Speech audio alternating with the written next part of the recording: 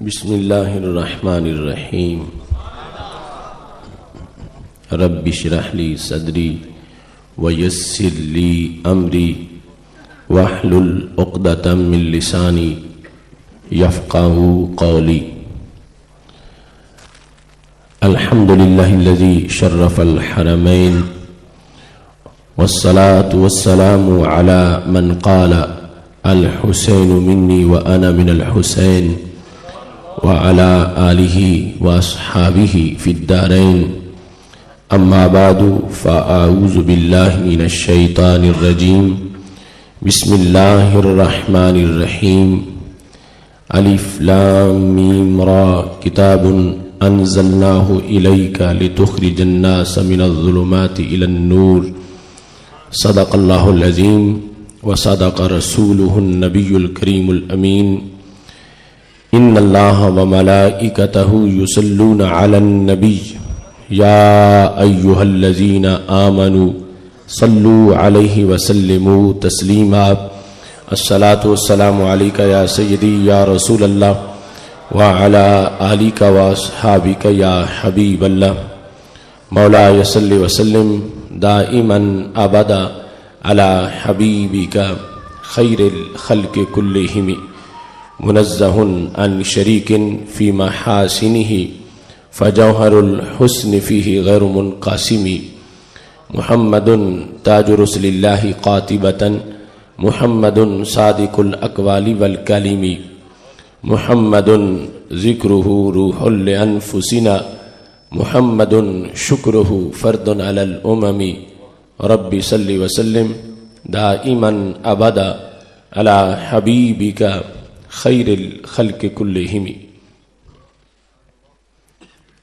خدا ہے جن کو عظیم کہتا، خدا ہے جن کو عظیم کہتا، مقام ان کا بڑھا بڑھا کر انہی کی عظمت بتا رہے ہیں انہی کے نعرے لگا لگا کر.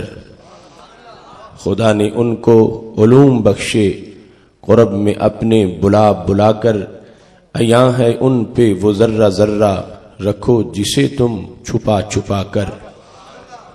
سمٹ کے ساری زمین آئی بنی ہتھیلی پہ مثل رائی. صحابہ نے بھی یہ دی گواہی جہاں میں ڈنکے بجا بجا کر. انہی کی الفت سے آج تک یہ دلوں کی مسجد میں روشنی ہے. نکھر کے آتا ہے ماہ نو بھی غبار طیبہ لگا لگا کر. چمن چمن میں ہے بات ان کی، نگر نگر میں ہے نعت ان کی. انہی کی الفت میں مست ہیں یہ ہوائیں پنکھے ہلا ہلا کر. خدا نے ان کو گواہ بنایا ہر زمانے کا ہر مکان کا. وہ آج بھی سب کو دیکھتے ہیں نگاہ رحمت اٹھا اٹھا کر. انہی کے ہاتھوں میں عالمی کے سبھی خزانوں کی چابیاں ہیں. وہ جتنا چاہیں نوازتے ہیں گروں کو اوپر اٹھا اٹھا کر. وہی ہیں سب سے نبی آخر، وہی ہیں سب سے رسول انور. انہی سے ہم ہیں امم کے خاتم، انہی کے جھنڈے اٹھا اٹھا کر. خدا ہے جن کو حبیب کہتا، مقام ان کا بڑھا بڑھا کر. انہی کی عزت پہ وارنے کو چلے ہیں جانے سجا سجا کر. یہ سن لے یورپ ہمارا رشتہ ہمارے آقا سے دائمی ہے. ہم ان کی عزت پہ پہرا دیں گے سروں کی فصلیں کٹا کٹا کر.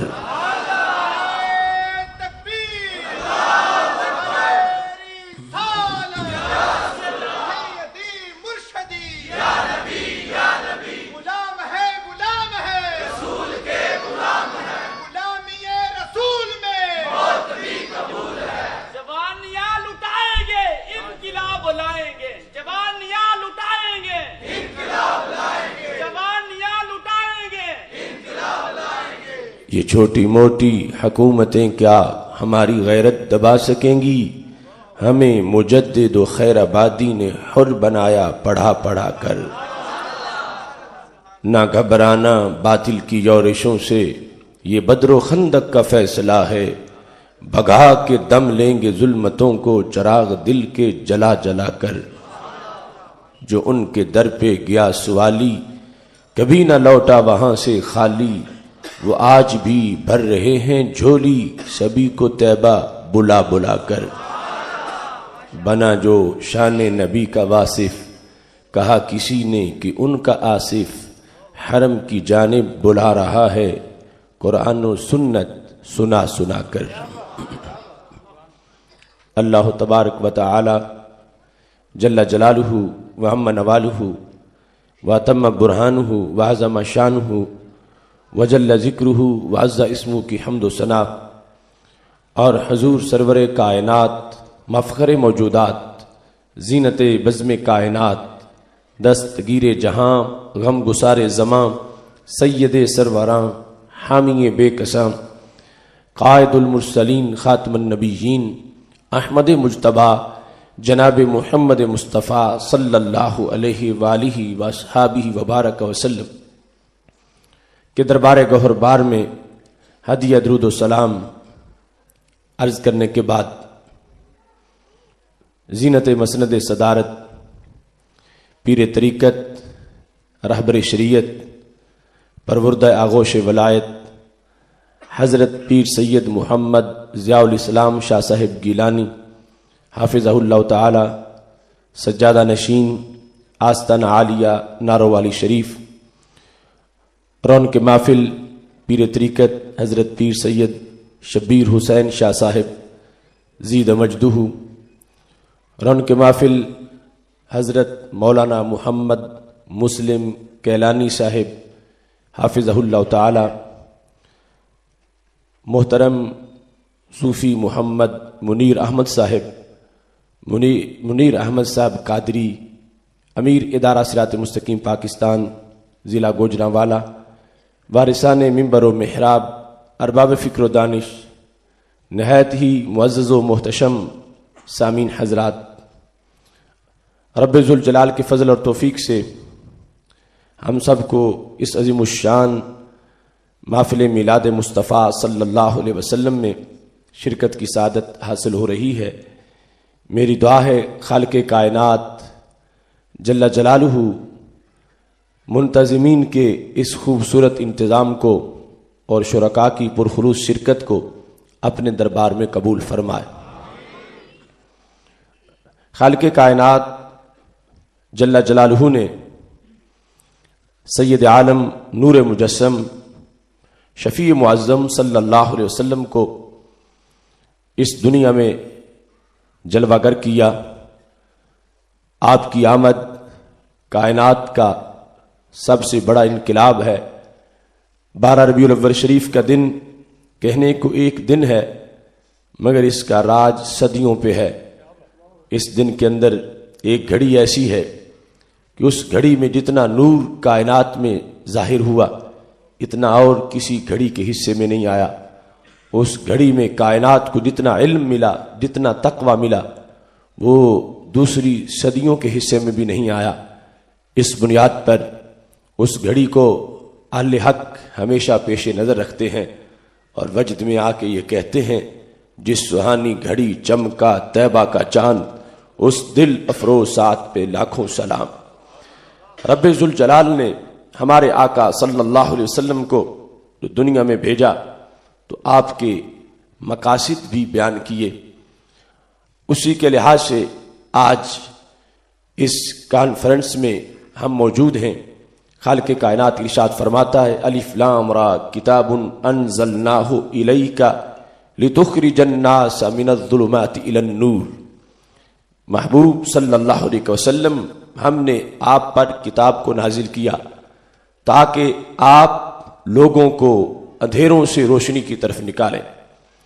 اور دوسرے مقام پر رب ذوالجلال نے ارشاد فرمایا ہے، لقد من اللہ علی المؤمنین، کہ رب ذوالجلال نے مومنین پر احسان کیا، اذ بعث فیہم رسولا، کہ رب ذوالجلال نے ان میں عظیم رسول کو مبعوث فرمایا۔ وہ کرتے کیا ہیں، ان کا مقصد کیا ہے، انہیں دنیا میں کیوں بھیجا گیا ہے؟ خالق کائنات فرماتا یتلو علیہم آیاتہ و یزکیہم، وہ قرآن کی آیات پڑھتے جاتے ہیں اور دلوں کو دھوتے جاتے ہیں۔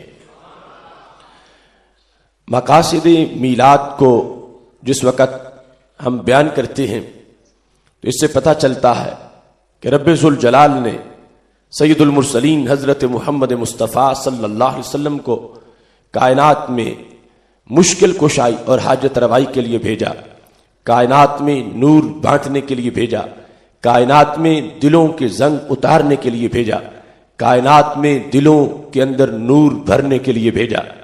ایک طرف رب ذوالجلال اپنے یہ اوصاف بیان کرتا ہے، مثال کے طور پر تیسرے پارے میں یہ فرماتا ہے اللہ ولی الذین آمنوا یخرجہم من الظلمات الی النور، اللہ ایمان والوں کا ولی ہے، انہیں نکالتا ہے اندھیروں سے روشنی کی طرف۔ دوسری طرف اپنے محبوب علیہ السلام کی بھی یہ شان بیان کرتا ہے الف لام را کتاب انزلناہ الیک لتخرج الناس من الظلمات الی النور، محبوب ہم نے آپ پر تاکہ آپ نکالیں لوگوں کو اندھیروں سے روشنی کی طرف۔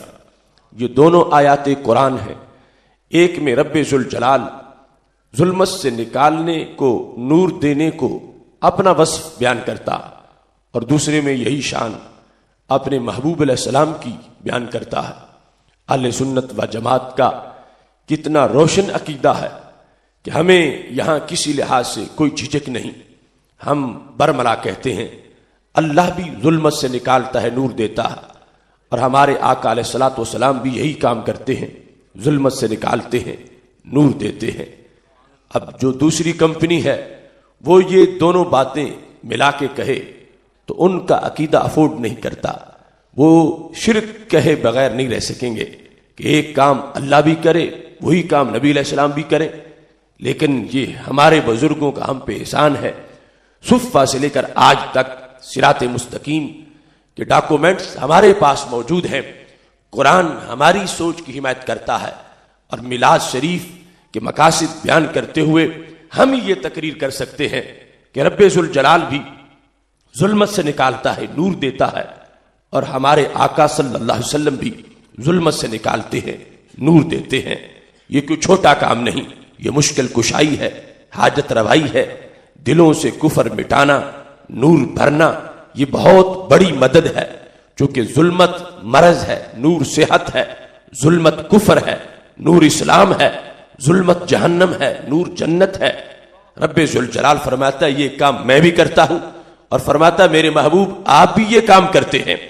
تو ہماری سوچ کے مطابق دونوں آیتیں صحیح ہیں، ہمارے عقیدے کے مطابق دونوں باتیں سچی ہیں، اللہ بھی نکالتا ہے اور نبی علیہ السلام بھی نکالتے ہیں، مگر شرک نہیں ہوا، کیونکہ رب ذوالجلال خود نکالتا ہے اور نبی علیہ السلام اللہ کی لگائی ہوئی ڈیوٹی پہ نکالتے ہیں۔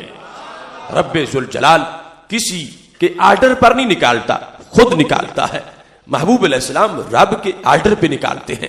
رب ذوالجلال کسی کی طاقت سے نہیں نکالتا، کسی کی قدرت سے نہیں نکالتا، کسی کی توفیق سے نہیں نکالتا، بلکہ اپنے فضل سے نکالتا ہے، اور ہمارے نبی علیہ السلام بھی یہی کام کرتے ہیں، مگر رب کی دی ہوئی توفیق سے کرتے ہیں۔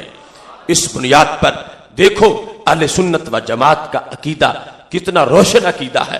اب دوسری کمپنی جو یہ کہیں کہ اللہ بھی مدد کرے، نبی علیہ السلام بھی مدد کرے، تو ایک وصف دو ذاتوں میں پایا گیا اور مدد مشکل کشائی والا ہے تو شرک بن جائے گا، کیونکہ انہوں نے مددگار ہونے کو اللہ ہونا قرار دیا ہے۔ ہمارے نزدیک مدد تو اللہ کے بندے بھی کر سکتے ہیں، رب چاہتا ہے خود کرتا ہے، چاہتا ہے اپنے بندوں سے کرواتا ہے۔ اللہ ہونے کا مطلب مددگار ہونا نہیں ہے، اللہ ہونے کا مطلب واجب الوجود ہونا ہے، مستحق عبادت ہونا ہے۔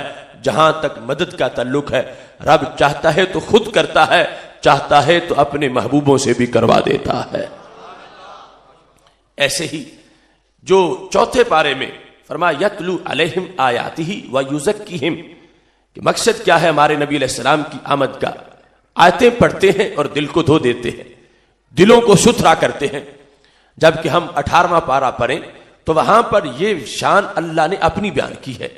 رب ذوالجلال فرماتا ہے لولا فضل اللہ علیکم ورحمتہ ما زکا منکم من احد ابدا वलाकिन अल्लाह युज़क्की मन यशा, अगर अल्लाह का तुम पे फजल ना होता और अल्लाह की तुम पे रहमत ना होती तो तुम में से कोई भी सुथरा ना होता।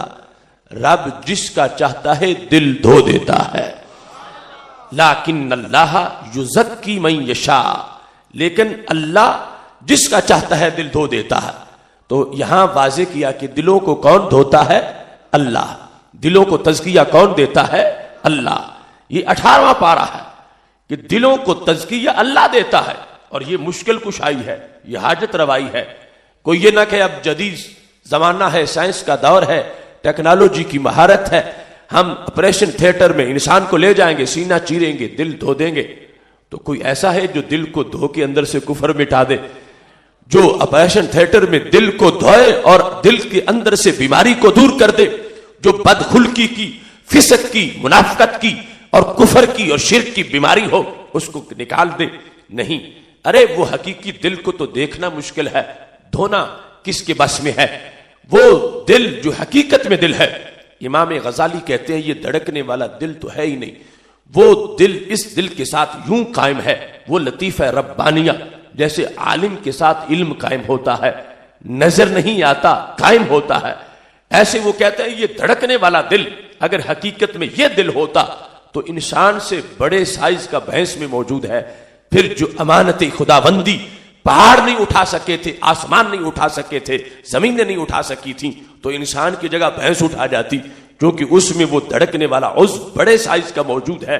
तो कहते हैं असल में जो जिस दिल ने बोझ उठाए हैं रब की अमानत के, वो इस धड़कने वाले दिल के साथ कायम एक लतीफ़ा रब्बानिया है, जिसको अगर सीना चीरेंगे देख नहीं सकते, इसके साथ वो कायम है, मगर देखा नहीं जा सकता। अब जिसको देखा ना जा सके उसको धोया कैसे जा सके? तो खालिक़ कायनात फरमाता है ये मेरा फजल है कि दिलों को मैं धोता हूं। अब 18वां पारा ये कहता है कि दिलों को रब धोता है, और चौथा पारा ये है कि दिलों को माहे मदीना सल्लल्लाहु अलैहि वसल्लम धोते हैं।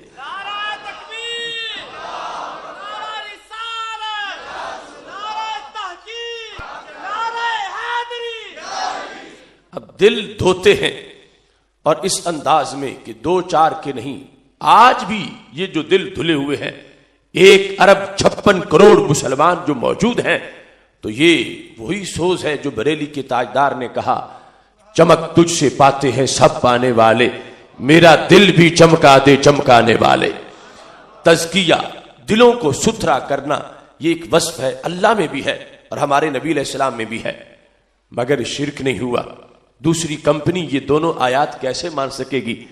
वो जो तारीफ कर चुके हैं शिर्क की, उसकी बुनियाद पर वो दोनों को नहीं मान सकते।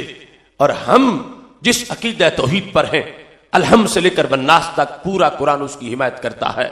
हम कहते अल्लाह भी दिल धोता है और नबी अलैहिस्सलाम भी दिल धोते हैं, शिर्क क्यों नहीं? कुरान कह रहा है कि ये शिर्क नहीं, वो धोता है, किसी के आर्डर के बगैर खुद धोता है, और नबी अलैहिस्सलाम धोते हैं, रब की लगाई हुई ड्यूटी पे धोते हैं। वो धोता है अपने फजलो करम, अपनी कुदरत से धोता है, और मेरे महबूब अलैहिस्सलाम भी दिल को धोते हैं, अल्लाह की दी हुई तौफीक से धोने वाले हैं। इस बुनियाद पर सैयद आलम नूर मुजस्सम शफी मुअज्जम सल्लल्लाहु अलैहि वसल्लम को दुनिया में भेजने का मकसद ये था कि ये अल्लाह के खलीफा आजम है, नायबे दस्ते कुदरत है, खालिक़े कायनात जल्ल जलालहू का फैज तकसीम में बांटे, फैज बांटते रहें मखलूक के अंदर, और इनकी मुश्किल कुशाई करें, इनकी हाजत रवाई करें, इनके अखलाक सही करें, किरदार सही करें। हमारे महबूब अलैहिस्सलातु वस्सलाम फरमाते हैं, इन्नमा बुइस्तु लिउतम्मिमा मकारिमल अखलाक व महासिनल आमाल, मुझे भेजा ही इसलिए गया है कि मैं मुकम्मल करने आया हूं। मकसद देखो आने का, तमाम अंबिया किराम अलैहिस्सलाम की दुनिया में आमद बड़ी मिसाली आमद थी, मगर उनमें किसी का यह ऐलान नहीं था कि मैं पूरा करने आया हूं, कि मेरे बाद इंसानों तुम्हें किसी की जरूरत नहीं होगी। हजरत आदम अलैहिस्सलाम से लेकर हजरत ईसा अलैहिस्सलाम तक किसी पैगंबर की तकरीर का यह खुतबा नहीं था, किसी की तकरीर का यह हिस्सा नहीं था, किसी ने यह नहीं कहा कि मैं मुकम्मल करने आया हूं। उन्होंने अपने हिस्से का सबक पढ़ाया है, वक्त वक्त की डोज दी है, जो ड्यूटी थी अच्छे तरीके से उसको मुकम्मल किया है। مگر جب بات کی بات پوچھی گئی تو وہ کہہ رہے تھے یاتی من بعد اسمہ احمد، میں آیا ہوں، میرے آقا ابھی آنے والے ہیں۔ یہ منفرد جلوہ گری ہے میرے محبوب علیہ السلام کی۔ فرمایا مجھے میرے رب نے بھیجا ہی تکمیل کرنے کے لیے ہے۔ انما بعثت لاتمم مکارم الاخلاق ومحاسن الاعمال، جو بھی اچھے اخلاق ہو سکتے ہیں وہ میں سکھانے آیا ہوں، جو بھی عمل کا حسن ہو سکتا ہے وہ میں بتانے آیا ہوں۔ کوئی سبق ایسا نہیں ہوگا کہ جو میں چھوڑ کے چلا جاؤں، کوئی چیز ایسی نہیں ہوگی جو دیے بغیر میں دنیا سے چلا جاؤں۔ مجھے میرے رب نے تکمیل کرنے کے لیے بھیجا ہے۔ اس بنیاد پر محبوب علیہ السلام نے آتے ہی اپنی ختم نبوت کا اعلان کر دیا، اور اپنے وہ جو تاجدار ختم نبوت کی چمک ہے اس کو ظاہر فرما دیا کہ میں آیا ہوں، سب کار نبوت مکمل کر کے دنیا سے جانے والا ہوں، اور ہمیشہ محشر تک ہر بیماری کا علاج میں نے کرنا ہے، ہر منگتے کی جھولی میں نے بھرنی ہے، ہر رات کو روشنی میں نے دینی ہے، ہر زمانے کو نور میں نے عطا کرنا ہے، اور میرے بعد تم کسی کا انتظار نہیں کرو گے، میں سب کچھ مکمل کرنے کے لیے آیا ہوں۔ اور یہ واضح کر دیا کہ اگر کوئی نبوت کا میرے بعد دعویٰ کرے گا تو جھوٹا ہوگا۔ کیوں؟ اگر کام باقی رہتا تو پھر کسی کے آنے کی گنجائش بچتی۔ میں تو کوئی کام پیچھے چھوڑ کے نہیں جا رہا، نبوت کا سارا کام میں مکمل کر کے جا رہا ہوں۔ جب دنیا سے تشریف لے جا رہے تھے تو یہ خطبہ دے کے جا رہے تھے، ترکتکم علی ملت بیضاء لیلھا کنہارھا، میں تمہیں روشن ملت پہ چھوڑ کے جا رہا ہوں جس کی رات بھی اتنی روشن ہے جتنا کہ دن روشن ہوتا ہے۔ اتنا نور بانٹا، اتنی روشنی دی، فرمایا تمہیں کسی نام نہاد روشن خیالی کی ضرورت نہیں پڑے گی، میں تمہیں حقیقی نور دے کے جا رہا ہوں۔ ترکتکم علی ملت بیضاء، سفید ملت، روشن ملت، لیلھا کنہارھا، فرمایا اس کی راتیں بھی اوروں کے دنوں سے زیادہ چمکدار ہیں، میں نے رات کو دن کی طرح روشن کر دیا ہے۔ اس واسطے ہمارے آقا صلی اللہ علیہ وسلم نے اپنی زبان سے جو مقاصد میلاد کو بیان کیا، فرمایا میں تکمیل کے لیے آیا ہوں، میں تتمیم کے لیے آیا ہوں، میں انسان کی جھولی بھرنے کے لیے آیا ہوں، میں انسان کو ہمیشہ کے لیے باقی سب سے بے نیاز کرنے کے لیے آیا ہوں، میرے سوا اب کسی کی طرف نے تم نے نہیں دیکھنا۔ یہ وہ انداز ہے جس کو ختم نبوت سے تعبیر کیا جاتا ہے۔ اور قربان جاؤں امام عاشقاں حضرت امام احمد رضا خان فاضل بریلوی رحمت اللہ علیہ نے اس پورے مضمون کو ایک شعر میں سمیٹ کے رکھ دیا۔ فرمانے لگے نہ رکھی گل کے جوش حسن نے گلشن میں جا باقی، چٹکتا پھر کہاں غنچہ کوئی باغ رسالت کا۔ پہلے بڑے بڑے پھول کھلے مگر صحن چمن میں پھر بھی جگہ بچی ہوئی تھی، وہ پھول مسکرائے صحن چمن پھر بھی بھرا نہیں تھا۔ لیکن 12 ربیع الاول شریف کو جب ہمارے آقا سید المرسلین حضرت محمد مصطفیٰ صلی اللہ علیہ وسلم کی جلوہ گری ہوئی ہے تو صحن چمن یوں بھر گیا ہے، فرمایا اب اس میں کسی پھول کے کھلنے کی جگہ ہی باقی نہیں رہی۔ اب کوئی کوڑے کے ڈھیر پہ کانٹا تو اگ سکتا ہے مگر صحن نبوت میں کوئی پھول نہیں کھل سکتا، کیونکہ وہ پھول کھلے ہیں جن کی خوشبو نے ہر خوشبو سے بے نیاز کر دیا ہے، وہ پھول کھلے ہیں جن کی حسن و جمال پر سارے باب مکمل ہو گئے ہیں، اب پیچھے جگہ ہی باقی نہیں رہی، انہوں نے سارا کار نبوت مکمل کر دیا ہے۔ اس واسطے سید عالم نور مجسم شفیع معظم صلی اللہ علیہ وسلم دنیا میں اس انداز میں جلوہ گر ہوئے ہیں کہ آپ کے آنے سے صحن چمن ہمیشہ کے لیے معمور اور بھرپور ہو گیا ہے۔ یہی وجہ ہے کہ جتنا اس میلاد کو منایا جاتا ہے اتنا اور کسی پیغمبر کے میلاد کو نہیں منایا گیا، چونکہ ان کا آنا ایک تو مخصوص علاقوں کے لیے تھا، دوسرا مخصوص وقت کے لیے تھا، اور ہمارے محبوب علیہ الصلوۃ والسلام کی جلوہ گری وہ انفرادیت کے ساتھ ہوئی ہے۔ حضرت عبداللہ بن عباس رضی اللہ تعالی عنہما کا یہ قول طبرانی معجم کبیر میں موجود ہے کہ باقی تمام انبیاء کرام علیہ السلام آئے، آمد اور طرح کی تھی، ہر رسول صرف ایک قوم کا رسول تھا، ان میں کوئی بھی ایسے نہیں تھے جو 2 قوموں کے رسول ہوں، چہ جائے کہ ہزاروں قوموں کے رسول ہوں۔ تو جب وہ آئے ایک کی طرف تو ان کی خوشی ایک کو تھی، اور ہمارے محبوب علیہ السلام جب آئے کروڑوں قوموں کی طرف تو رب نے خوشی بھی سب کو عطا فرمائی ہے۔ حضرت عبداللہ بن عباس رضی اللہ تعالیٰ عنہ کا استدلال اس پہ بڑا عجیب انداز کا ہے۔ وہ کہتے ہیں دیکھو قرآن مجید میں اللہ فرماتا ہے وما ارسلنا بالرسول الا بلسان قومی، ہم نے ہر رسول کو اپنی قوم کی زبان کے ساتھ بھیجا. تو کہتے ہیں اس میں لفظ قوم بھی واحد ہے، لفظ لسان بھی واحد ہے. یوں نہیں رب نے کہا کہ ہم نے ہر رسول کو اپنی قوموں کی زبانیں دے کر بھیجا، فرمایا ہر رسول کو اپنی قوم کی زبان دے کر بھیجا. تو ابن عباس کہنے لگے پھر پتا چلا رسول کی قوم بھی ایک ہوتی تھی اور رسول کی زبان بھی ایک ہوتی تھی.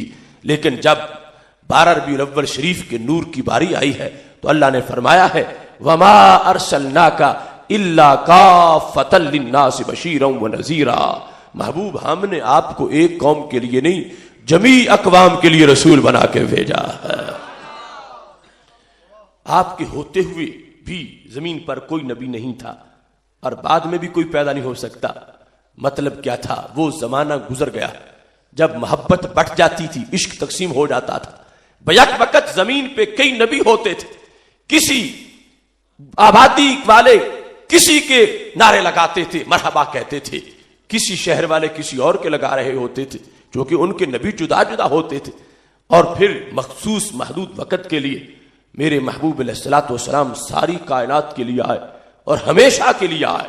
اس بنیاد پر آپ کی آمد اس انفرادیت کی ہے کہ رب ذوالجلال نے واضح کر دیا کہ نہ ان کی ہوتے ہوئے کوئی ہے، نہ ان کے بعد کوئی پیدا ہو سکتا ہے.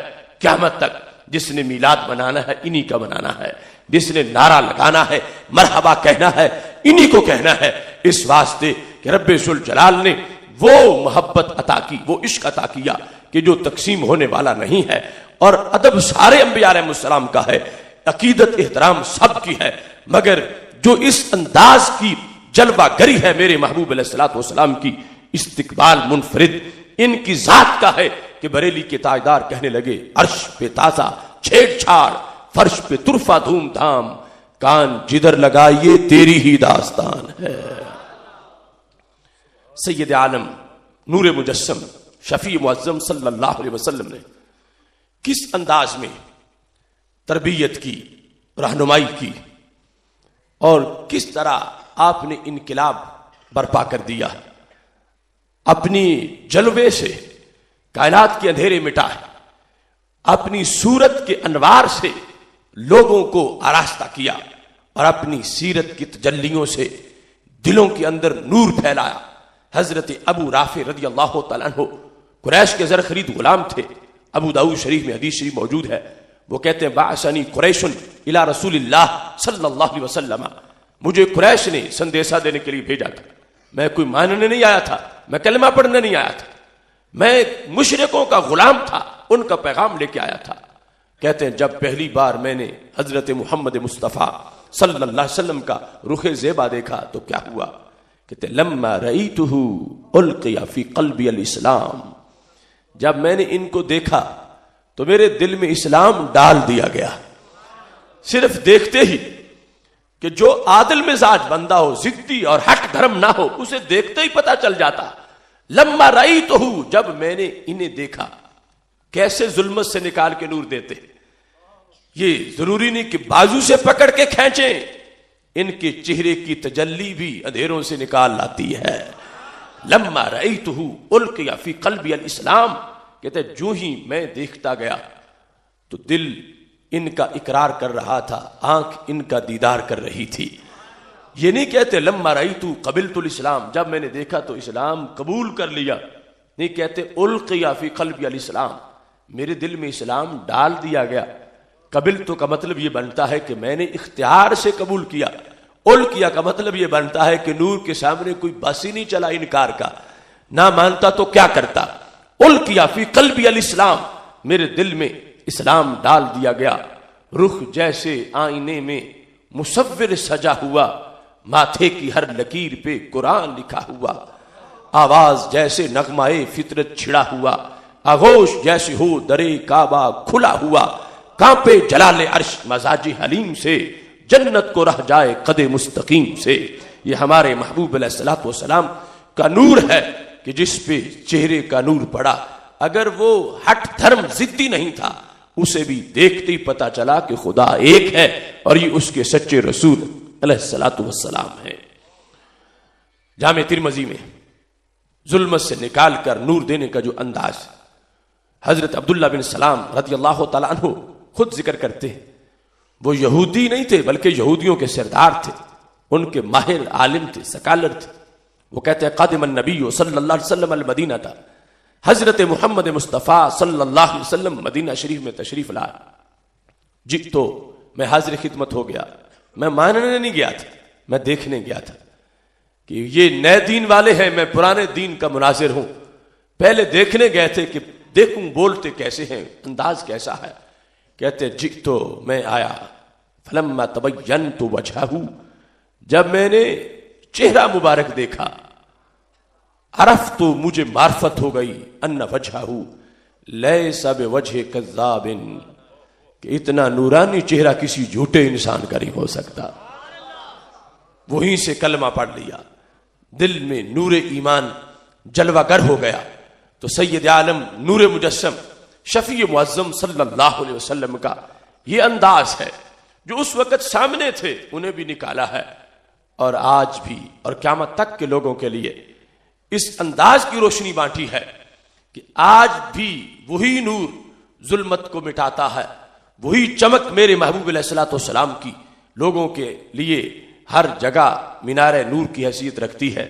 اور وہ انداز کے اصول ایسے عطا فرما دیے کہ جن کو آج بھی ہم پڑھتے ہیں تو پاک محبوب صلی اللہ علیہ وسلم کا نور ملتا ہے. وہ گنبد خضرا میں امت کو دیکھتے بھی ہیں، کرم فرماتے بھی ہیں، اور پھر ایک ایک جملے میں زندگی ہے، ایک ایک جملے کے اندر تابندگی ہے. ایک حدیث شریف اگر آپ اپنے لیے رہنما کے طور پر اسے سامنے رکھیں تو کتنی الجھنوں کا جواب ہوگا، کتنی ظلمتوں کا ازالہ ہوگا. میرے محبوب علیہ السلام فرماتے ہیں ان الشیطان ذئب الانسان کا ذئب الغنم، شیطان انسان کا دشمن ہے. دشمنی کیسے؟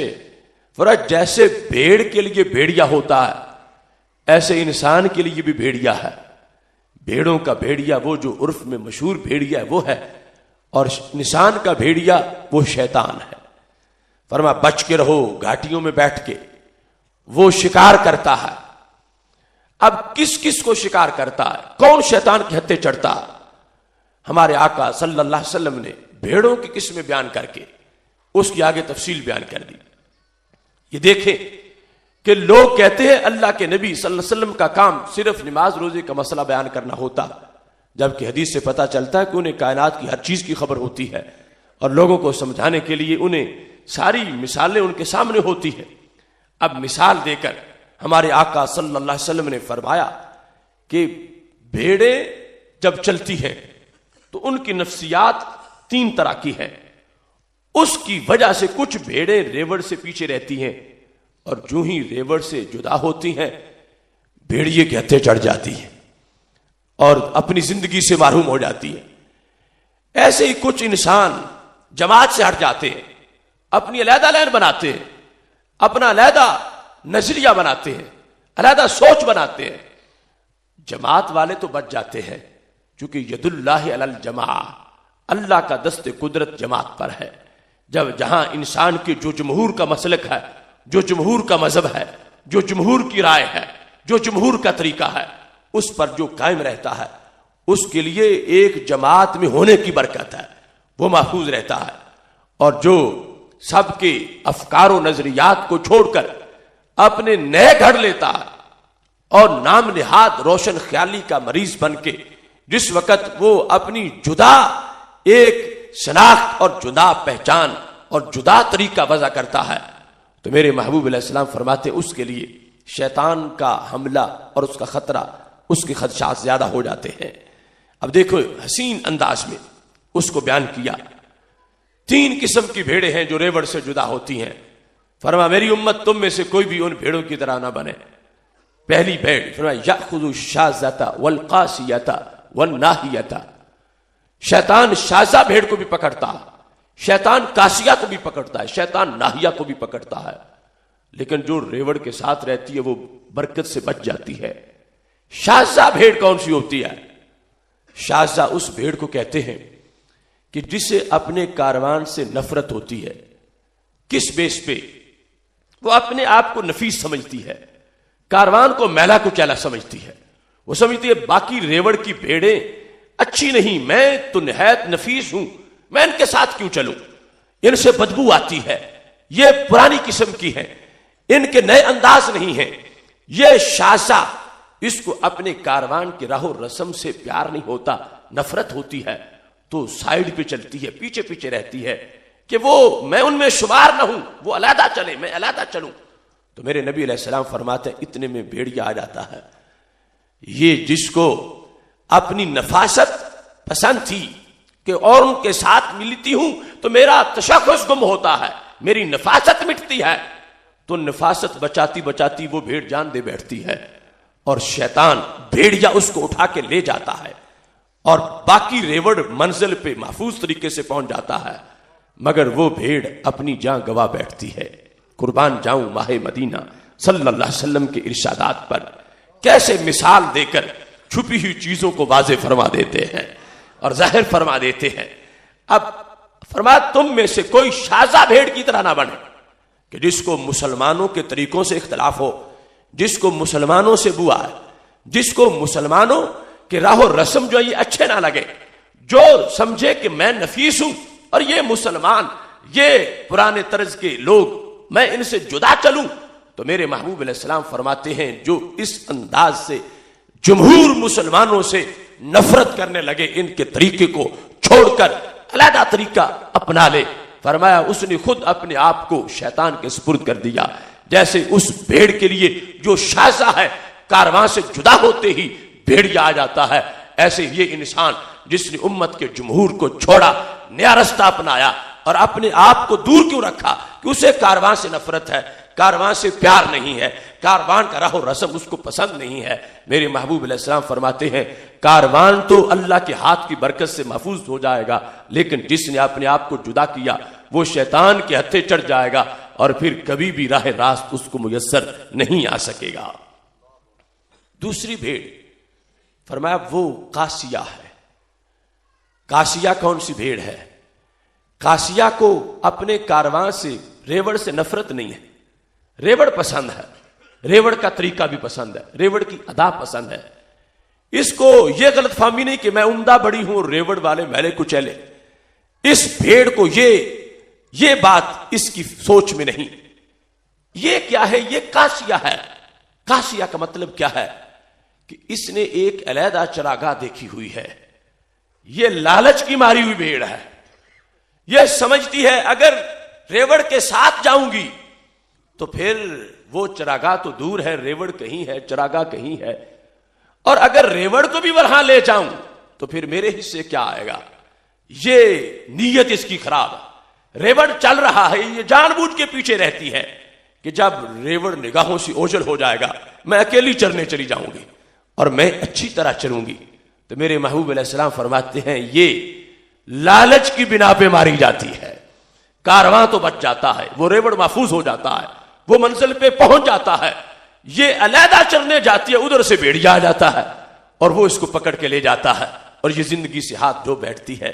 تو فرمایا میری امت تم میں سے کوئی قاسیہ بھیڑ کی طرح بھی نہ بنے کہ امت سے جدا ہو، لالچ کی وجہ سے امت سے جدا ہو، اپنے تجوری بھرنے کے لیے ملت کے کارواں سے جدا ہو، اپنے لالچ کے لیے، اپنے ذاتی مفاد کے لیے کہ بد مذہبوں سے جدا جا کے ملے اور ان سے ایڈ وصول کرے اور پھر اپنی ساکھ اس میں بچانے کی کوشش کرے. میرے محبوب علیہ الصلوۃ والسلام فرماتے ہیں نہ تم قاسیہ بنو، نہ شازہ بنو، نہ کارواں سے نفرت کرو اور نہ ہی لالچ کے بل بوتے پر کارواں کو چھوڑو، بلکہ کارواں کے ساتھ رہو. اللہ جماعت کی برکت سے تمہیں عافیت عطا فرمائے گا. تیسری بھیڑ فرمایا وہ ناہیہ ہے. اب دیکھو ہمارے آقا علیہ الصلوۃ والسلام کو بھیڑوں کی عادتوں کا بھی پتا ہے، تو جو بھیڑوں کی کیفیات کتنی جانتے ہو، انسانوں کی کتنی جانتے ہوں گے. ناہیہ کون بھیڑ ہے؟ ناہیہ وہ بھیڑ ہے جو کارواں کو چھوڑتی ہے، پیچھے پیچھے رہتی ہے، سائیڈ پہ چلتی ہے.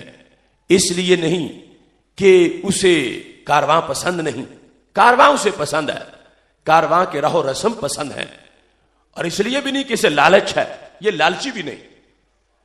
پہلی بھیڑ اس کو کارواں سے نفرت تھی، دوسری بھیڑ وہ بھیڑ لالچ کی مریض تھی، یہ تیسری قسم کی بھیڑ ہے، اس کی بیماری صرف سستی ہے، یہ سست بھیڑ ہے، کارواں سے راضی بھی ہے، کارواں اچھا بھی لگتا ہے، اور یہ کوئی زیادہ ہوشیار بھی نہیں کہ اس نے کوئی علیحدہ کوئی کسی ملک کا سفارت خانہ دیکھا ہو، یہ اتنی کلیور نہیں کہ اس نے کوئی علیحدہ چراگاہ دیکھی ہو کہ کارواں سے سائڈ پہ جا کر وہاں چرنا چاہتی ہو، یہ صرف اس کی بیماری سستی ہے، اس کو پتہ ہی نہیں موسم کون سا ہے، حالات کون سے ہیں، میرے ریوڑ کو خطرہ کہاں سے ہے، ریوڑ پہنچ کہاں پہ گیا ہے، ریوڑ نے جانا کہاں ہے، اس کی بیماری صرف سستی ہے، سستی کی بنیاد پر یہ ریوڑ کے ساتھ نہیں چلتی۔ تو میرے محبوب علیہ السلام نے فرمایا میری امت ناہیہ بھیڑ کی طرح بھی نہ بننا، باخبر رہنا، سستی نہ کرنا، کارواں کے ساتھ رہنا، ملت کا ساتھ دینا، جمہور کے ساتھ رہنا، جدا رستہ نہ بنانا، جدا رستہ جس نے نفرت کی وجہ سے بنایا وہ بھی مارا جائے گا، لالچ کی وجہ سے بنایا وہ بھی مارا جائے گا، سستی کی وجہ سے بنایا وہ بھی مارا جائے گا۔ میرے محبوب علیہ الصلوۃ والسلام نے صراط مستقیم کے اوصاف کو واضح کیا اور قیامت تک کے لیے اس چیز کو روشن فرمایا کہ جو میں تمہیں دے کے جا رہا ہوں، جو میں نے صفہ والوں کو دیا ہے، جس کو میں نے تمہارا دین بتایا ہے، اس پر تم نے قائم رہنا ہے، اس سے آگے پیچھے نہیں جانا، اور سواد اعظم اور جمہور کے ساتھ رہنا ہے۔ تو میرے محبوب علیہ الصلوۃ والسلام کا ایک ایک جملہ دیکھو، ایک ایک لفظ دیکھو۔ آج بھی جس وقت ہم حالات کو دیکھتے ہیں کہ جو جس طرح کی بھیڑ بنا ہے، زمانے میں ثابت ہوا کہ وہ رسوا ہوا، وہ ذلیل ہوا، اہل سنت و جماعت کی جمہور کی سوچ کو چھوڑ کے جو سائڈ پہ نکلا، اسے فوراً کسی نہ کسی شیطان سے اس کا سامنا ہوا اور اپنی زندگی سے ہاتھ دھو بیٹھا۔ مبارک ہو اہل سنت و جماعت تمہیں کہ جمہور کے سایہ کے نیچے چلتے ہو، داتا صاحب کی بات کرتے ہو، خواجہ صاحب کی بات کرتے ہو، پیر کیلانی کی بات کرتے ہو، شیر ربانی کی بات کرتے ہو، اللہ کے نیک بندوں کے راستے کے ساتھ منسلک ہو، نئے نئے راستوں کی طرف متوجہ نہیں ہوتے، جس کی وجہ سے رب ذوالجلال نے آج بھی عافیت عطا فرمائی ہے۔ محتشم سامعین حضرات، چونکہ میرے محبوب علیہ الصلوۃ والسلام نے دیکھا، فرمایا میں ایسے فتنے دیکھ رہا ہوں مستقبل میں جیسے بارش کے قطرات ہوتے ہیں، ان فتنوں سے بچ کے رہنا۔ آج اہل سنت و جماعت فکری طور پر اس دولت کے امین ہیں جو رسول اللہ صلی اللہ علیہ وسلم نے عطا فرمائی، اور اس میں محور ہمارے نبی علیہ السلام کی ذات گرامی ہے، جس سے نسبت آپ سے ہے اس کو عظمت ملی، اور جسے بھی ملی آپ ہی سے ملی۔ سید عالم نور مجسم شفیع معظم صلی اللہ علیہ وسلم کی ذات گرامی معیار ہے۔ اس سلسلہ میں ایک بات کرتے ہوئے اپنی گفتگو کو سمیٹنے کی کوشش کرتا ہوں۔ اعلی حضرت مجدد دین و ملت امام اہل سنت حضرت امام احمد رضا خان فاضل بریلوی رحمۃ اللہ علیہ نے المعتمد کے اندر اس چیز کو واضح کیا، اور لائنیں 4-5 ہیں مگر ان میں مفہوم کئی جلدوں کا موجود ہے، اور اگر آج اس نظریے کو ہائی لائٹ کیا جا تو کتنے لوگ فتنے سے بچ سکتے ہیں اور کتنے لوگ مختلف قسم کی گمراہیوں سے محفوظ ہو سکتے ہیں۔ ہمارے امام نے سید عالم نور مجسم شفیع معظم صلی اللہ علیہ وسلم کے فیض اور ہدایت کا تذکرہ کرتے ہوئے ارشاد فرمایا ہے، لیس حب الصحابۃ لذواتہم ولا حب اہل البیت لانفسہم بل حبهم كلهم جميعا لوصلتهم برسول اللہ صلی اللہ علیہ وسلم۔ فرمایا کہ صحابہ کی محبت ان کی ذات کی وجہ سے نہیں، نبی علیہ السلام کی نسبت کی وجہ سے ہے۔ اہل بیت کی محبت ان کی ذات کی وجہ سے نہیں، میرے محبوب علیہ السلام کی نسبت کی وجہ سے۔ اصحاب آل رضی اللہ تعالیٰ عنہم ایک ہے ان کا ذاتی طور پر ان سے پیار ہونا، ایک ہے نبی علیہ السلام کی نسبت کی وجہ سے پیار ہونا۔ تو شریعت نے ہم سے جو تقاضا کیا ہے کہ آل سے بھی پیار کرو، اصحاب سے بھی پیار کرو، وہ کس بنیاد پہ تقاضا کیا ہے؟ وہ اس بنیاد پہ کہ انہیں ہمارے نبی علیہ السلام نے نسبت دے کے عظمتیں عطا فرمائی ہے. چونکہ ہمارے آقا علیہ الصلوۃ والسلام ارشاد فرماتے ہیں احبوا اہل بیتی لحبی، میرے اہل بیت سے میری وجہ سے پیار کرو. احبوا اہل بیتی لحبی، میرے اہل بیت سے میری وجہ سے پیار کرو.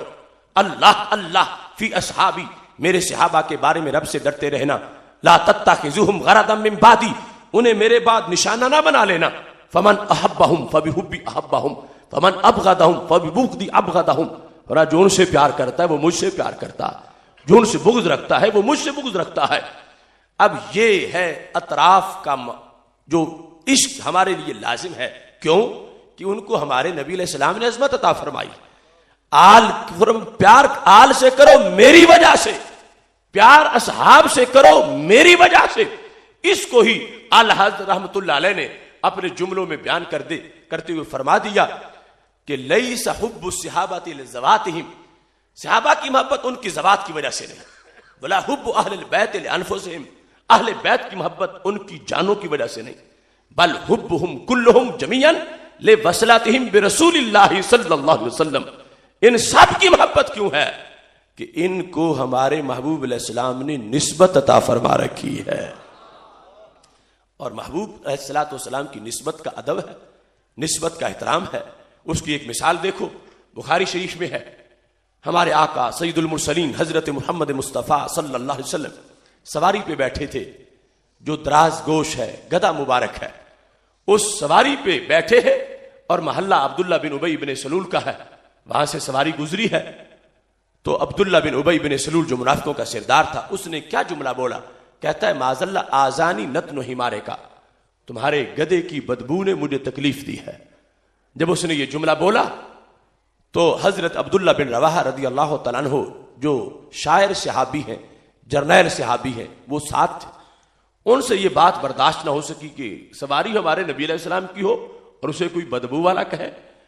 انہوں نے فوراً جواب دیا واللہ لحمار رسول اللہ صلی اللہ علیہ وسلم اطیب ریحا منکا، خدا کی قسم ہے میرے نبی علیہ السلام کی سواری تجھ سے کہیں زیادہ خوشبو والی ہے. اور تفسیرات احمدیہ اور اس طرح کی کتابوں میں تو یہ الفاظ موجود ہیں کہ فرمایا واللہ لبول حمار رسول اللہ صلی اللہ علیہ وسلم اطیب ریحا منکا، خدا کی قسم میرے آقا علیہ السلام کی سواری کا پیشاب بھی تو سے خوشبو والا ہے. اب یہ حضرت عبداللہ بن رواحہ رضی اللہ تعالی عنہ نے کہا اور رسول اللہ صلی اللہ علیہ وسلم سے پوچھے بغیر ہی جواب دے دیا. حالانکہ بظاہر نیا مسئلہ پیدا ہوا تھا کہ محبوب علیہ السلام کی سواری کو کسی نے کچھ کہا، سرکار کو کچھ نہیں کہا. نبی علیہ السلام کی تعلیمات کو، سرکار کی سنتوں کو، ذات کو، صفات کو کچھ نہیں کہا، سواری کو کچھ کہا. تو بظاہر پوچھنا چاہیے تھا محبوب آپ کی سواری کو اگر کوئی کچھ کہے تو چپ رہنا چاہیے یا بولنا چاہیے؟ بولنا چاہیے تو نرم بولنا چاہیے یا گرم بولنا چاہیے؟ صرف بولنا ہی چاہیے یا ہاتھ بھی کھولنا چاہیے؟ یہ سب کچھ پوچھنا چاہیے تھا مگر نہیں پوچھا.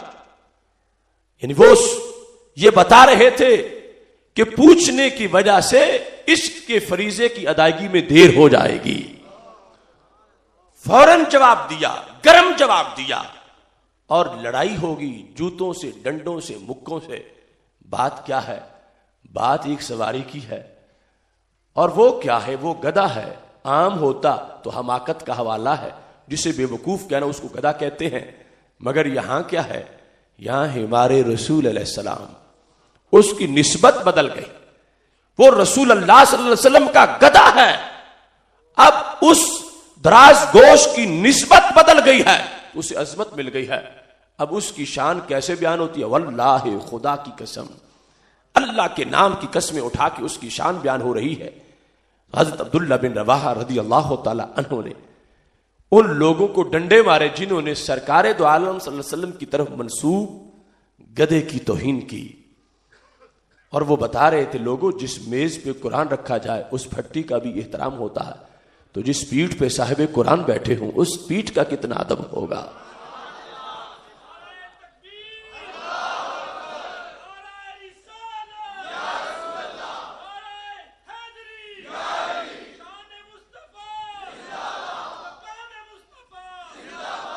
تو یہ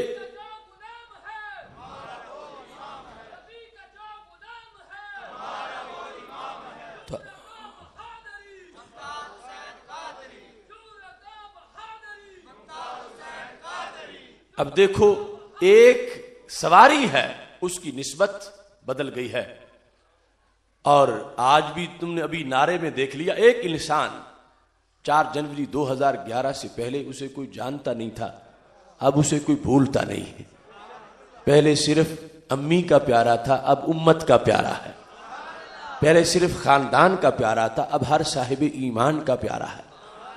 کیونکہ جب گدھا ہمار رسول بن جائے علیہ السلام تو اس کی شان بڑھ جاتی ہے، تو عام انسان جب عاشق رسول علیہ السلام بن جائے اس کی شان اور انداز کی ہوتی ہے، نسبت سے عظمت مل جاتی ہے۔ اب وہ سواری کہ جس کو بدبو والا کہا عبداللہ بن ابی بن سلول نے، تو حضرت عبداللہ بن رواحہ رضی اللہ تعالی عنہ نے اس کو ڈنڈے مارے۔ اس سواری کا ادب یہ تمہارا دل بھی فتویٰ دیتا ہے کہ یوں ہی چاہیے تھا جیسے حضرت عبداللہ بن رواحہ نے کیا۔ تو میرے بھائیوں، اس سواری کو نسبت ملی، مگر اس سے بڑی نسبت اس سواری کو ملی جو غار کی طرف محبوب کو کندھوں پہ اٹھا کے لے جا رہے تھے۔ ان لوگوں کی نسبت کتنی بڑی ہے جن کے گھروں میں میرے نبی علیہ السلام کی صاحبزادیاں ہوں، یا جن کی صاحبزادیاں میرے نبی علیہ السلام کے گھر میں ہوں، ان کی کتنی بڑی نسبت ہے۔ ارے عام سواری اس کو نسبت مل گئی، اس سواری کو اگر کوئی بدبو والا کہتا ہے، یہ تمہارے دل کا فتویٰ ہے کہ حضرت عبداللہ بن رواحہ نے صحیح کہا کہ تم اس سواری کے پیشاب، یہ سواری کا پیشاب بھی تو سے خوشبو والا ہے، یہ صحیح کہا، ڈنڈے صحیح مارے۔ اور اب یہ سوچنا ہے کہ جب میرے محبوب علیہ السلام کی نسبت سے اتنی عظمت ملتی ہے تو پھر کتنا سادات کا ادب لازم ہے، کتنا اصحاب کا ادب لازم ہے، کس قدر خلفائے راشدین کی شان کو ماننا ضروری ہے، کس قدر ان کا ادب و احترام ضروری ہے، کتنی ان کی اونچی شان ہے۔ حضرت صدیق اکبر رضی اللہ تعالی عنہ، حضرت فاروق اعظم رضی اللہ تعالی عنہ، جن کی صاحبزادیاں میرے نبی علیہ السلام کے گھر میں ہیں، تو کتنی بڑی نسبت ہے ان کو، کتنا بڑا تعلق ہے ان کا۔ اور حضرت عثمان غنی رضی اللہ تعالی عنہ اور حضرت مولا علی رضی اللہ تعالی عنہ، جن کے گھر میں میرے نبی علیہ السلام کی صاحبزادیاں ہیں، تو کتنی بڑی شان ہے ان کی۔ اس بنیاد پر یہ اہل سنت و جماعت کا عقیدہ ہے کہ ان کو نسبت ملی میرے محبوب علیہ السلام سے، اس نسبت نے عظمت عطا فرما دی ہے، اور اس عظمت کی وجہ سے ہم کسی ایک طرف بھی کسی کمی کا، کسی کجی کی نسبت نہیں کر سکتے۔ ہر طرف محبت نے بہار دی ہے، ہر طرف نسبت پر پھول کھلے ہیں۔ ایسا نہیں ہے کہ ایک طرف پھول ہوں دوسری طرف کانٹے ہوں۔ یہ کمال ہے میرے نبی علیہ السلام کی نسبت کا کہ اس نے سب کو عظیم کر دیا ہے۔ اب کوئی ایک کا نام سن کے جلے اور دوسرے کے نام کو سن کے محبت کا اظہار کرے تو یہ سمجھا جائے گا اس کا عشق رسول علیہ السلام کامل نہیں۔ سرکار سے محبت کامل ہوتی تو محبت نسبت کا فیض بھی پورا تسلیم کرتا۔ اس بنیاد پر اب دیکھو اعلی حضرت فاضل بریلوی رحمۃ اللہ علیہ کہتے ہیں، جب محور ہمارے نبی علیہ الصلوۃ والسلام کی ذات گرامی ہے، فرما من احب ابا بکر ولم یحب علی فقد احب ابن ابی قحافہ لا خلیفۃ رسول اللہ صلی اللہ علیہ وسلم۔ جس نے حضرت صدیق اکبر رضی اللہ تعالی عنہ سے پیار کا دعویٰ کیا اور حضرت سیدنا علی رضی اللہ تعالی عنہ کے نام سے جلا، تو اعلی حضرت کہتے ہیں وہ حب صدیق میں بھی غدار ہے۔ وہ حضرت صدیق اکبر کا پرائیویٹ ووٹر ہو سکتا ہے، شرعی ووٹر نہیں ہے۔ اس نے ان سے پرائیویٹ پیار کیا ہوا ہے۔ کیوں؟ فرمایا اگر رسول اللہ صلی اللہ علیہ وسلم کا خلیفہ سمجھ کے پیار کیا ہوتا تو جن کے پہلے خلیفہ عظیم ہیں ان کے چوتھے خلیفہ بھی عظیم ہیں۔ اگر نسبت محبوب علیہ السلام کی پیش نظر رکھ کے کہ ان کی بیٹی نبی علیہ السلام کی عقد نکاح میں ہے اس لیے پیار کیا ہوتا تو پھر محبوب کی بیٹی جن کی عقد نکاح میں ہے تو پھر ان سے بھی پیار کرتا۔ تو یہ حضرت صدیق اکبر رضی اللہ تعالی عنہ سے محبت کا دعویٰ کرے اور حضرت علی رضی اللہ تعالی عنہ کے نام سے جلے، فرمایا اس نے ابو قحافہ کے بیٹے سے پیار کیا ہے۔ اللہ کے محبوب علیہ السلام کے خلیفے سے پیار نہیں کیا، وہ پرائیویٹ پیار کر رہا ہے، سرکار کی وجہ سے اس نے پیار نہیں کیا۔ اگر محبوب علیہ السلام کی وجہ سے کیا ہوتا تو پھر پیار ایک طرف نہ رکتا، پھر دوسری طرف بھی جاتا، پھر مکمل جانبین میں پیار ہوتا۔ اور دوسرا جملہ بولتے ہیں ومن احب علی ولم یحب ابا بکر فقد احب ابن ابی طالب لا اخا رسول اللہ صلی اللہ علیہ وسلم۔ فرمایا جس نے حضرت علی رضی اللہ تعالی عنہ سے پیار کا دعویٰ کیا اور حضرت صدیق اکبر رضی اللہ تعالی عنہ کے نام سے جلا، میرے امام نے کہا وہ حب علی کا بھی چور ہے، وہ حب علی کا بھی غدار ہے۔ کیوں؟ وہ حضرت علی رضی اللہ تعالی عنہ کا پرائیویٹ ووٹر ہے۔ اگر نبی علیہ الصلوۃ والسلام کا بھائی سمجھ کے پیار کرتا ہوتا تو پھر پیار حضرت صدیق اکبر سے بھی کرتا ہوتا۔ اس نے انہیں ابو طالب کا بیٹا سمجھ کے پیار کیا ہے، نبی علیہ السلام کا بھائی سمجھ کے پیار نہیں کیا، محبوب علیہ السلام کی نسبت کو پیش نظر رکھ کے پیار نہیں کیا۔ جس وقت کوئی انسان بھی رسول اللہ صلی اللہ علیہ وسلم کی ذات کو پیش نظر رکھ کے پیار کرے گا تو پھر ایک سانس میں ابو بکر کر رہا ہوگا، دوسری سانس میں علی علی کر رہا ہوگا۔ اس واسطے کہ جو نسبت ہے میرے نبی علیہ الصلوۃ والسلام کی وہ ہر ایک کو منوائے گی کہ ہم نے سلام نسبت کو کرنا ہے، اور نسبت ایک طرف نہیں، نسبت دونوں طرف ہی موجود ہے۔ میں بچپن میں ایک شعر پڑھتا تھا مولانا روم کا، تو مجھے اس کی سمجھ نہیں آتی تھی، لیکن جب میں نے اعلیٰ حضرت کی کتاب میں اس کو پڑھا تو فکر رضا کے زیر سایہ مجھے اس کی سمجھ آئی۔ اس مقام پر وہ شعر اعلیٰ حضرت رحمۃ اللہ علیہ نے لکھا کہ مولانا روم کہتے ہیں اے گرفتار ابو بکر و علی تو چے دانی سر حق کے غافلی۔ ترجمہ یہ ہے اے ابو بکر و علی کے گرفتار، تجھے کیا پتا ہے حق کا، تو غافل ہے۔ تو میں یہ سمجھتا کہ حضرت مولانا روم نے دونوں پارٹیوں کی صفحہ کر دیا، کہتے کسی کو بھی حق کا پتہ نہیں، اے گرفتار ابو بکر و علی، اے ابو بکر کے گرفتار، اے علی کے گرفتار، تمہیں دین کا پتہ ہی کوئی نہیں، تو چے دانی سر حق کے غافلی، تجھے سر حق کا کیا پتا ہو کہ تو غافل انسان۔ لیکن اعلی حضرت فاضل بریلوی رحمۃ اللہ علیہ کی کتاب میں پہلی بحث کے بعد جب یہ شعر پڑھا تو پھر مجھے پتا چلا کہ مولانا روم کتنی پتے کی بات بتا رہے ہیں۔ پتا چلا گرفتار علی کون ہے، گرفتار ابو بکر کون ہے، کہ جن دونوں کو میدان سے وہ آؤٹ کر رہے ہیں۔ تو گرفتار ابو بکر وہ ہے جو حضرت صدیق اکبر رضی اللہ تعالی عنہ سے پیار کا دعویٰ کرے اور حضرت سیدنا علی رضی اللہ تعالی عنہ کے نام سے جلے۔ گرفتار علی کون ہے؟ جو حضرت علی رضی اللہ تعالی عنہ سے پیار کا دعویٰ کرے اور حضرت صدیق اکبر رضی اللہ تعالی عنہ کے نام سے جلے۔ مولانا روم کہتا ہے تم دونوں کو ہی دین کا کوئی پتہ نہیں ہے۔ کیوں؟ سر حق یہ ہے کہ جب محبوب کی طرف نسبت سواری کی ہو جائے تو اس کی بے ادبی برداشت نہیں ہوتی، تو ان کو تو نسبت ہی بہت بڑی ملی ہوئی ہے۔ اس واسطے فرمایا گرفتار ابو بکر وہ ہے کہ جو حضرت صدیق اکبر کا پرائیویٹ ووٹر بنا ہوا ہے، شرعی پیار نہیں کرتا، ویسے ان کی پارٹی شو کرتا ہے اپنے آپ کو، اور وہ حقیقی پیار اس کو حاصل نہیں ہے، اس وجہ سے وہ حضرت علی رضی اللہ تعالیٰ عنہ کے نام سے جلتا ہے۔ اور گرفتار علی وہ ہے جو حضرت علی رضی اللہ تعالیٰ عنہ کا پرائیویٹ ووٹر بنا ہوا ہے، شرعی پیار نہیں کرتا، ویسے پیار کے دعوے کر رہا ہے، اور حضرت صدیق اکبر رضی اللہ تعالیٰ عنہ کے نام سے جلتا ہے۔ نسبت رسول اللہ السلام کو سلام ہے، اس نسبت کے پیش نظر کیا ہے کہ کوئی دونوں اطراف کی محبت سے چہرہ نہیں پھیر سکتا، بیک وقت ان سب سے پیار کرتا ہے، اس واسطے کہ سب کی محبت کا پتہ میرے نبی علیہ السلام کی نسبت نے عطا فرمایا ہے۔ محتشم سامعین حضرات، آج اسی نسبت کی بنیاد پر ہم اس زمانے میں غازی ممتاز حسین قادری کا تذکرہ کرتے ہیں کہ اس شخص نے اس 15ویں صدی میں نہ اپنے گھر کو دیکھا، نہ بہن کو دیکھا، نہ بچے کو دیکھا، نہ شادی کو دیکھا، نہ اپنے بوڑھے والدین کو دیکھا، اور یہ طے کر لیا کہ محبوب علیہ السلام کی توہین برداشت نہیں ہے، کیونکہ جب محبوب علیہ السلام کی توہین ہوتی ہے تو گنبد خضرا میں ہمارے آقا علیہ الصلوۃ والسلام کو تکلیف ہوتی ہے۔ تو غازی نے یہ فیصلہ کر لیا مجھ سے جو ہوتا ہے ہو جا، میں محبوب علیہ السلام کو تکلیف نہیں پہنچنے دوں گا۔ سال سے زیادہ وقت جیل میں گزر گیا، دیکھو مرد حق کتنا استقامت کے ساتھ ڈٹا ہوا، اور موت کا فیصلہ سنا تو بے ہوش ہو کے نہیں گرا بلکہ مسکرا رہا تھا، اور جج سے پوچھ رہا تھا کہ جو تم مجھے سزا سنا رہے ہو کہ آج شام تک عمل بھی ہو جائے گا یا نہیں؟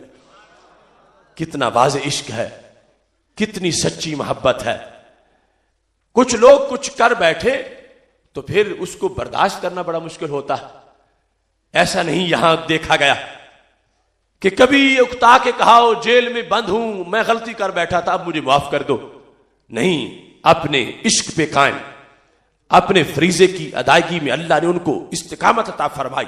اب بھی جب پوچھا جاتا ہے کیوں کیا، کس نے کروایا، پیچھے کون تھا، تو غازی کا یہی جواب ہے، وہ جن کی یاد زخموں کا درد ہونے نہیں دیتی، وہ جن کی دید جذبوں کو سرد ہونے نہیں دیتی، وہ جن کے نام سے ساری بلائیں بھاگ جاتی ہیں، وہ جن کے عشق سے سوئی امیدیں جاگ جاتی ہیں، وہ جن کے شوق میں باغے جنا میں بلبلیں بولیں، وہ جن کے عشق میں شجر یقین سے کونپلے نکلیں، اگر سولی ملے ان کی محبت میں گوارا ہے، جو ہر تلخی مٹائے ان کے چہرے کا نظارہ ہے۔ آپ اس پروگرام میں آ کے بیٹھے، کتنے ہفتوں سے یہ وقت نکالنے کی کوشش کر رہے تھے، اور اب جانے کے بعد پھر کبھی خیال آئے گا کہ اچھا ہوا، کبھی خیال آئے گا صبح دیر ہو جائے گی، مگر وہ بھی انسان ہے جس نے سوچ کے ساری زندگی محبوب کے نام لگا دی ہے اور پھر اس پہ قائم۔ ایسے انسان کو سلام کرنا چاہتے۔ کچھ لوگ پتہ نہیں کہاں سے شر آ گیا ان میں، ایسے عظیم انسان کی اپوزیشن بن گئے۔ ہم نے سب شر پسندوں کا محاسبہ کیا۔ 26 اکتوبر کے عشق رسول اللہ علیہ السلام سیمینار میں ہم نے سب کی جواب دیے، اور اللہ کے فضل سے سورج مغرب سے طلوع ہو سکتا ہے، ہماری کسی دلیل کا کوئی جواب نہیں دے سکتا۔ ہم نے 4 جنوری 2011 کو غازی ممتاز حسین قادری کو ہیرو کہا تھا، اور چینلوں پہ، سیمیناروں میں، پریس کانفرنسوں میں، ریلیوں میں ان کو ہیرو ثابت کیا، اور اللہ کے فضل سے اب شرق و غرب میں ان کی دھوم مچی ہوئی ہے۔ میں تو کہتا ہوں ہر عاشق رسول کا دلدار قادری اب بن گیا ہے عشق کا معیار قادری، عہد رواں کا قول اور اقرار قادری، فیض رضا سے پیکرے کردار قادری، صدیوں میں نور جائے گا اس شیر مرد کا، اب بن گیا ہے عشق کا مینار قادری۔ جب تک نہ غازی باہر ہو اڈیالہ جیل سے تو ہونا چاہیے اپنا بھی گھر بار قادری۔ میں کہہ رہا ہوں حاکموں سے خوب جان لو، اب ہر گلی میں پاؤ گے تیار قادری۔ جس دن سے وہ گستاخ پہ تلوار بنا ہے اس دن سے بن گیا ہے میرا یار قادری۔ دور صحابہ کی یاد تازہ ہوئی۔ ادھر حضرت زید بن دسنہ رضی اللہ تعالیٰ عنہ، ان کو حدود حرم سے گرفتار کیا گیا۔ حضرت ابو سفیان رضی اللہ تعالیٰ عنہ نے ابھی کلمہ نہیں پڑھا تھا، حضرت زید کو مسجد تنعیم کی طرف نکالا گیا حرم سے باہر، تلوار ان کے سر پہ رکھ کے۔ حضرت ابو سفیان نے پوچھا اتحب ان محمدا صلی اللہ علیہ وسلم الان عندنا نضرب عنق انک جالس فی اہلک، اس وقت تمہارے محبوب آرام سے گھر میں بیٹھے اور تم یہاں گرفتار ہو، اگر تم گھر میں ہوتے، تمہارے محبوب ہماری قید میں ہوتے، تو بتاؤ تمہیں دل میں پسند کون سی چیز ہے؟ تو حضرت زید بن دسنہ نے کہا واللہ ما احب ان محمدا صلی اللہ علیہ وسلم الان فی مکانہ الذی وفیہ تصیب شوکۃ وانی جالس فی اہلی۔ کہ ابو سفیان تم نے بڑی دور کی بات کر دی، ہمارے محبوب علیہ السلام کو اگر گھر میں کانٹا بھی چپ جائے ہم پھر بھی اپنے گھروں میں آرام سے نہیں بیٹھ سکتے۔ وہاں عشق اور اس عشق کی تجلی یہاں تک پہنچی کہ اس 15ویں صدی میں ایک انسان نے یہ طے کر لیا، سوچ کے، جان بوجھ کے، پلاننگ کر کے، پتا تھا بجلی کے جھٹکے لگیں گے، پتا تھا کیا کچھ ہوگا، لیکن یہ کہا محبوب علیہ السلام کو گنبد خضرا میں راحت پہنچنی چاہیے۔ سید عالم نور مجسم شفیع معظم صلی اللہ علیہ وسلم کی محبت میں اس مادہ پرستی کے دور میں اس شخص نے اتنا کردار ادا کیا، دور دور تک شیطانوں کی نیندیں حرام ہو گئی، خاکے بنانے والوں تک یہ میسج پہنچا کہ یہ امت بانج نہیں ہوئی، اب بھی ماؤں کی گودوں میں غازی پلتے ہیں، اور اب بھی یہ عشق موجود ہے۔ اس واسطے میں تو برملا کہتا ہوں آج بھی امت کا سینہ عشق سے خوشحال ہے، آج بھی اس پہ گواہ غازی کا پورا سال ہے۔ مرحبا ملت کے غازی، کیا ہے تیرا حوصلہ، جس سے باطل کے ایوانوں پہ ہے طاری زلزلہ۔ اے حسینی قافلے کے شیر دل سہلے جواں، تو نے کئی بہروپیوں کو کر دیا عبرت نشاں۔ لمحہ لمحہ آج تیرے عہد کا ذیشان ہے، بچہ بچہ آج تیرے نام پہ قربان ہے۔ شیر آصف سے کہیں اونچی تیری پرواز ہے، نام بھی ممتاز تیرا، کام بھی ممتاز ہے۔ اس واسطے ان کی رہائی کے لیے بھرپور کوشش کرنی ہے، اور یاد رکھیں انشاءاللہ 7 اپریل کو لاہور کی سرزمین پر حضرت داتا گنج بخش حجویری رحمت اللہ علیہ کے شہر میں ریلوے اسٹیڈیم میں 4تھا سالانہ عقیدہ توحید سیمینار منعقد ہو رہا ہے۔ پہلے 3 سیمینارز ہوئے جن کے فیوز و برکات دور دور تک پہنچے۔ ہزاروں لوگ جن کو توحید کے نام پر اغوا کیا گیا تھا وہ رہائی پا کے اہل سنت کے سٹیج پہ پہنچ چکے ہیں۔ ان میں سے علماء بھی سمجھ چکے ہیں بہت سے کہ توحید کیا ہوتی ہے۔ اب انشاءاللہ 4تھا عقیدہ